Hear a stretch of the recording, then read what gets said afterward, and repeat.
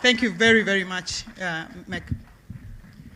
Well, thank you very much, Your Excellency, President William Ruto, all protocols observed. And I'm delighted to be back in this beautiful corner of Kenya. In fact, I've been here multiple times. I only wish there was a Homa Bay airline so I could get frequent flyer miles. Thank you, Governor Gladys, for inviting me to this Homa Bay Investment Summit. I've been so impressed by your efforts to attract investment and deliver economic growth to your county. Your team has done an excellent job advancing your goals and positioning Homa Bay as a prime destination for increased trade and investment. And if success were judged on this conference alone, I believe you and your team are absolutely on the right track. It's amazing what you have put together. Round of applause for the government. Now, as many of you know, I am extremely bullish on Kenya's economic prospects, and I'm not the only one. Bloomberg, a world leader in business reporting, published a June 2023 article touting Kenya as the Singapore of Africa. Now, I have given a talk that I call Why Africa, Why Kenya throughout the country for most of the last year. We even took the speech on the road to the United States, visiting New York, Chicago, San Francisco, and Los Angeles. And I think many of you know that the key element of Why Africa, Why Kenya is if you are a company looking for supply chain diversification in a country that has 93% or more green energy, then Kenya is your destination. And everyone understands that and is responding to it very well. Instead of recapping Why Africa, Why Kenya, I'm going to add something called Why Africa, Why Kenya, Why Homa Bay. So you might be thinking, what is Why Homa Bay? Well, at the beginning of these remarks, I mentioned the great work that Gladys and her team have done to market Homa Bay for its endless potential. Her strategic focus to grow the Homa Bay economy is spot on. The governor knows that Homa Bay, just like Africa and just like Kenya, has its own unique set of advantages. And I want to underscore 4 of them. First is the potential for regional market access.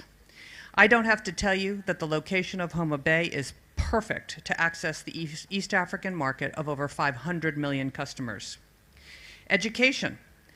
The growth of any great economy often hinges on a great university, working with the private sector and the government and investors to get that flywheel going. And what you have here in Tom Mboya University, the government of Homa Bay, I think is a magical combination. Tourism. I don't have to say much about tourism as the landscape and natural beauty speaks for itself. In my view, Lake Victoria is largely untapped for its tourism potential. The country also has an amazing national park that could benefit from eco-lodges, hiking trails, and all kinds of water activities. And finally, economic diversification and private sector growth. I want to draw your attention to some examples that I think illustrate the potential of Homa Bay. Gladys has outlined 3 priorities: agriculture and agribusiness, the health sector, and the blue economy. Let me just highlight 2. BT cotton. At its peak in the 1980s, Kenya produced 38,000 metric tons of cotton, annually supporting over 200,000 households and providing significant foreign exchange earnings. Currently, this has declined to just 2,000 metric tons. Global demand for cotton is growing exponentially, with the apparel industry moving to Kenya. And I think Homa Bay is well poised to spearhead the cotton renaissance here in Kenya. Those apparel companies need raw cotton to be milled and to be ginned and then milled so that vertical integration can take place in Kenya. The #1 reason apparel companies tell me they can't come is because you don't have cotton and you don't have your own fabric. I think Homa Bay is poised to make that happen. Second is the Cancer Research Center. Gladys's vision for the state-of-the-art cancer center will put Homa Bay on the map for advancing medical research, and the center will be a hub for all Western Kenya and countries sharing Lake Victoria. The work that the governor and this county has done on improving health of its citizens over the last decade is unparalleled, and you must build on that strength with a cancer center. And then finally is Victory Farms, aquaculture. Fish farming Well, fish farming has been around for thousands of years, and the technologies and tools used today have not kept up with the times.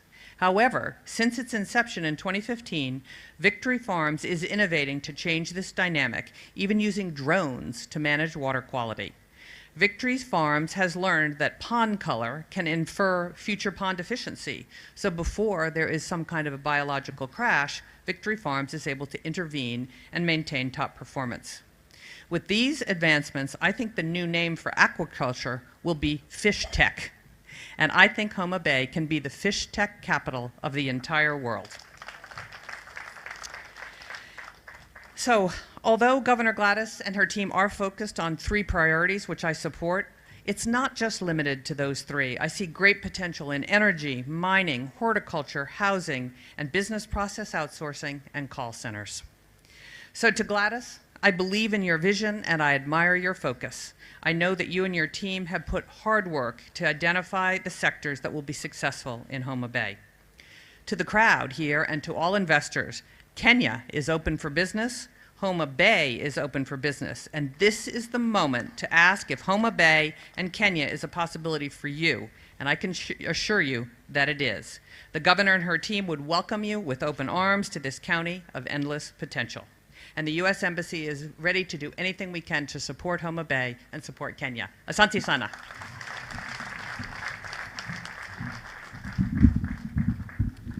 Thank you very much, Meg, for your support, not just in word, but in action. You have truly acted and supported us. Not just Homa Bay, you have supported us as governors, and I'm really thankful on behalf of all of us for your support and guidance. I remember when we first met you as women governors, you told us, don't tell us many things. You know, we came with everything in the world we could think of. You said, just tell us about 3 key things. And that's a lesson I learned on focus. And that's a lesson that we are taking forward. I would like to recognize Gerald Mahinda. Gerald Mahinda of Afropal. Asante sana. We're going to do the palm oil journey together, and we'll be